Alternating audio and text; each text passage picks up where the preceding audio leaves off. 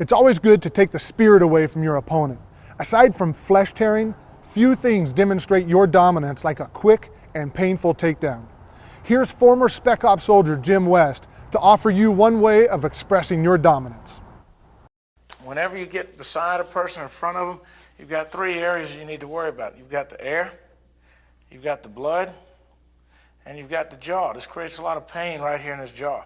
So if you can cut off the air and the blood at the same time, you can cause a lot of damage to this guy real fast. Normally they'll pass out in maybe 4 or 5 seconds. I mean, that's just the way it goes.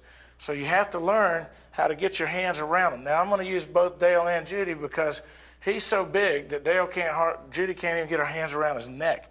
And we're going to do a triangle choke on this case. When he throws that hand out, like we're just doing, we're going to bump this shoulder right up into his throat here.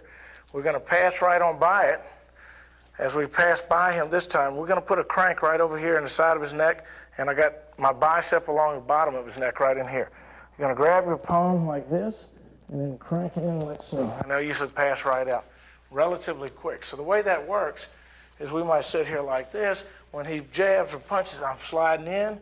I may even take a little shot in route, pick him up here, grind inside, and bring it to the ground. All right? Okay.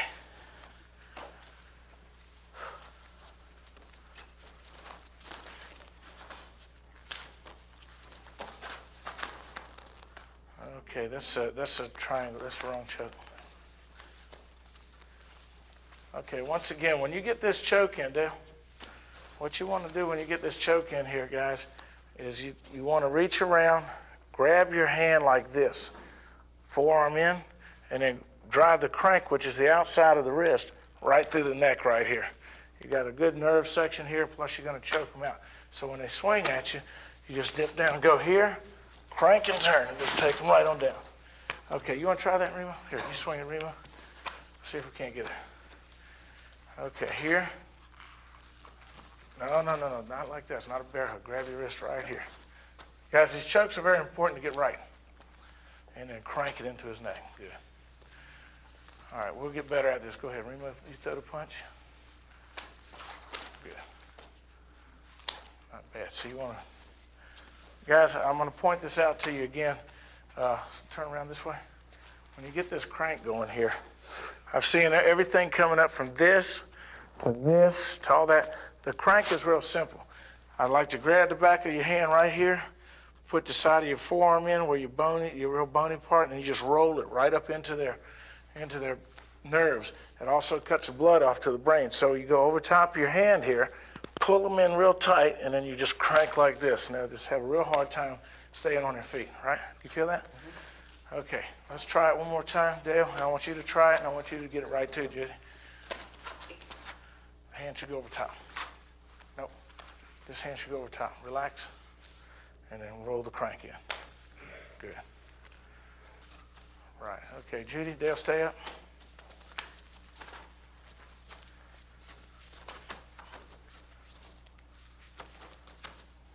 Okay, not bad, not bad. Good. And Dale, stay up, Remo. How's your neck?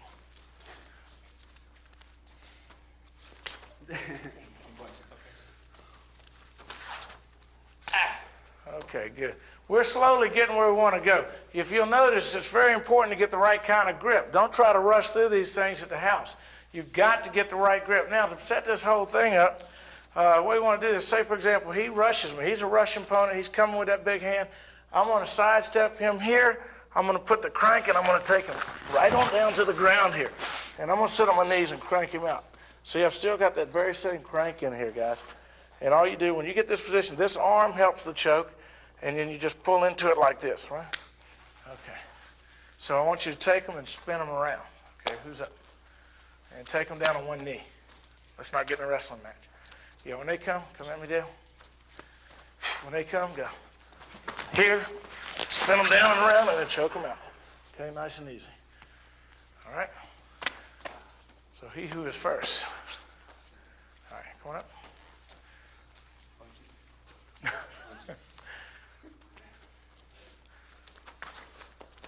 Spin. 180, good. Good job. Okay, not bad. All right. Good Good job. Make sure you get that 180-degree spin. When you come in here and you hit them, you want to turn them back the other way.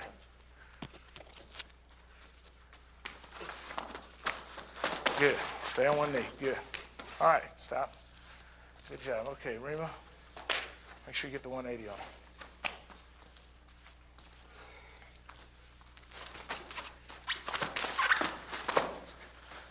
Okay, you don't even have to trip them. They'll go automatically. All right, you see there's a little complication. We need to start training these things slowly. Remember real quick, we're going to have guys throwing punches. You're going to be stepping in, breaking their arms. You're going to be taking them and pushing them down and shoving them around. You're going to learn how to do the wrist grabs. Real quick, I'm going to show you a quick manipulation drill for the wrist that we will utilize later when it comes to weapons disarming and manipulating people into certain areas.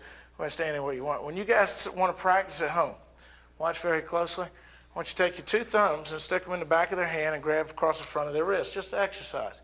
Okay, you first push straight towards them like this. Press in like that. Okay? Your second push is towards the thumb, this way. Okay? Then you want to go back the other way. So as we spin, we take our hand and spin with it. Reach down, grab this thumb, which creates a great deal of pain.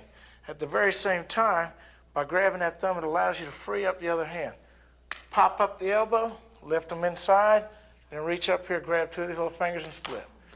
Okay, that's very painful, but it's a great manipulation drill that you can practice. Once again, you'll go here. Rima, that's a... Okay, once again, you'll get in the back of the wrist here, you'll push it straight at them. Some people hurt easier than others. Push 1 towards the thumb, 2, then spin them around like this and grab their thumb. Once you get that thumb inside your hand, just pick up their elbow, slide them in here, and then grab these 2 little fingers and pull down. Good. All right, and that's the drill I want you guys to practice at home so that later on when we start bending and twisting those wrists, we do it right.